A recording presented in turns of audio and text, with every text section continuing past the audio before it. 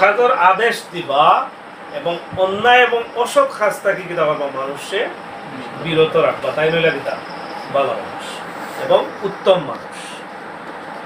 যে নিজে পালা কাম করেন, খারাপ কাজ করেন না, তাই ভালো মানুষ, ঠিক আছে, কিন্তু তাই খারাপ কাজ দেখলে বাধাও দেন না।